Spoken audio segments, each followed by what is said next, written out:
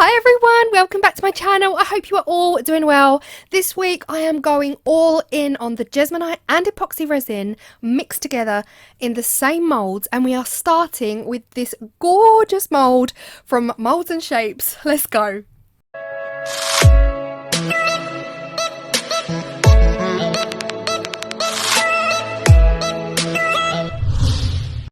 And happy Valentine's Day if you are celebrating. This is Monday the 14th of February 2022, so happy Valentine's Day. So here is the incredible mould from Moulds and Shapes. Now it is such an amazing mould. I've been looking forward to working with it for ages, but I wanted to create something special, something I've never done before, and that is mix Jesmonite and resin. And I have done it before on my channel, but I made pots in layers and it didn't work. They fell apart, so I had to put out a disclaimer to tell people not to do it because they do pop apart.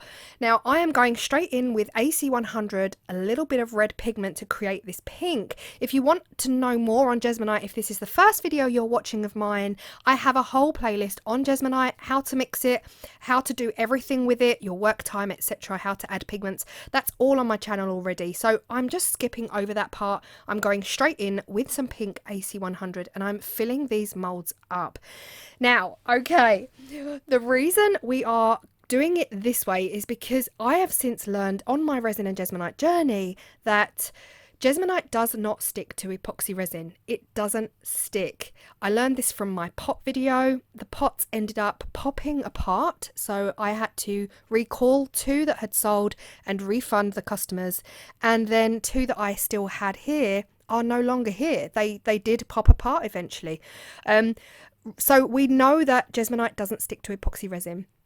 The reason for that is that Jesmonite is a very fast setting water-based acrylic, and really it just doesn't have time. It cures so fast it doesn't have time to adhere to resin. However, epoxy resin sticks to Jesmonite. Epoxy resin sticks to pretty much everything apart from silicone and, you know, HDPE and polyurethane. It sticks to pretty much everything.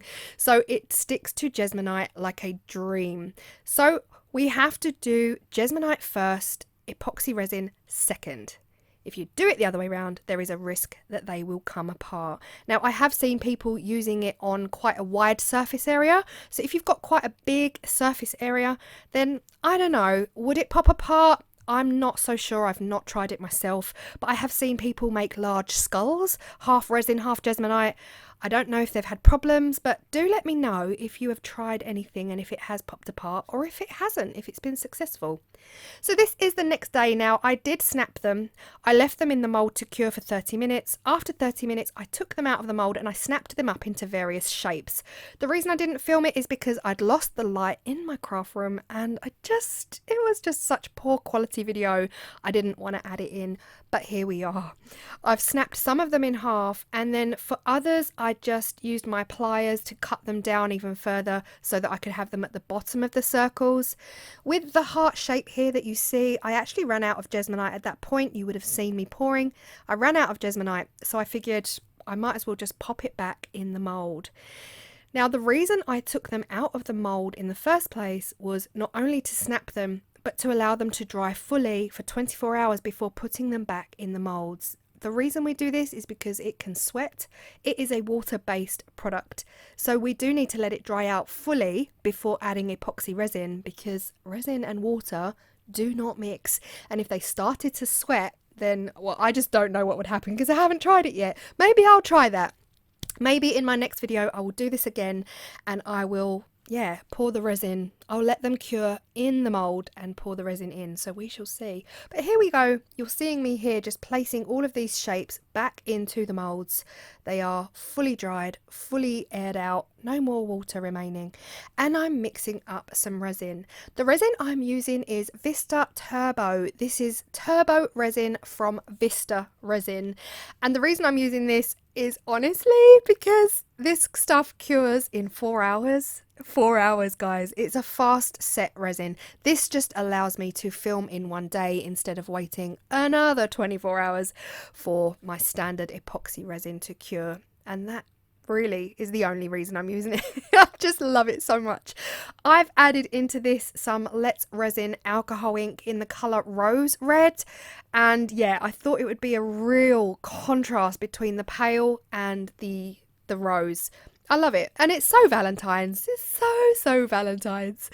And here I am just filling up those blank spaces. Now, I am very aware that there is a chance the resin will seep down underneath the Jesmonite, and as this is voiceover Claire, I can confirm it did. But we'll definitely take a look at that, and I would love to know your opinion on what you would do if the resin seeps down under the Jesmonite.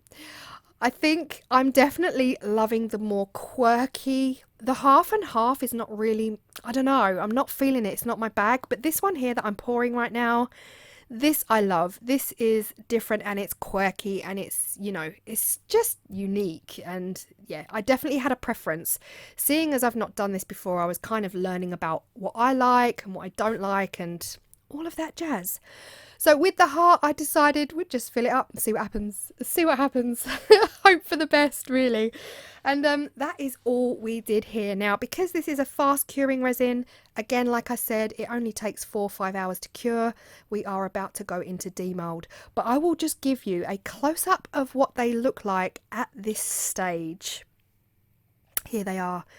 See the one with the 2 pieces of Jesmonite in? Loving that. That is giving me 80s vibes. Loving it. Let me know your thoughts, and also in the comment section when you do come and have a chat, let me know what colours you'd choose. So obviously, because I'm me, I always have resin left over, so I went and made some clear ones as well, and I have to say they came out stunning. This is the very first demold of the Jesmonite and resin. Now the resin did seep down underneath the Jesmonite, as I expected it to, because removing the Jesmonite from the mould, obviously we're losing the seal. Once you've lost the seal, that's it. The resin finds a way, and let me know what you think. I'm going to give you a second. Have a think about what you think about this. What do you think about the resin seeping down under the Jesmonite? Would you sand it back is my question. Would you sand it back? And if so, why? Okay, I will let you know that I won't sand it back. I absolutely love the way it's seeped. So this one here to me seems a little bit plain, a little bit generic, and I just feel like with the resin seeping down underneath the Jesmonite, it gives it another level of cool. It just takes it to a different dimension. It gives me another pink colour for one. It's gone and added to that pale pink, creating this kind of mid-tone pink. I'm loving this. I'm loving the seepage. That's not a sentence I say very often, but I'm loving it. This one is my favourite. How quirky is this? It's a bit of a random, odd shape, a little bit phallic maybe, but loving the seepage. I think it's quirky. I think it's the kind of thing you'd find in a little boutique in Shoreditch who sell like acrylic jewellery. But yeah, let me know, would you sand this back? Would you spend time sanding all of these back and bringing them back to life? Now, at a glance, this is all of them. This one here, loving it. Even though I'm not really a fan of the half and half, because some of that resin seeped over, I'm loving it. And I think the only way to stop that resin from seeping is to weigh it down, put something over it to weigh it down in the mould, trying to create nowhere for that resin to go. But the clear ones, oh my gosh, the clear ones are stunning. Loving the results of those in this mould. They look so quirky, and I think maybe with some vinyl detail on top would look really cool.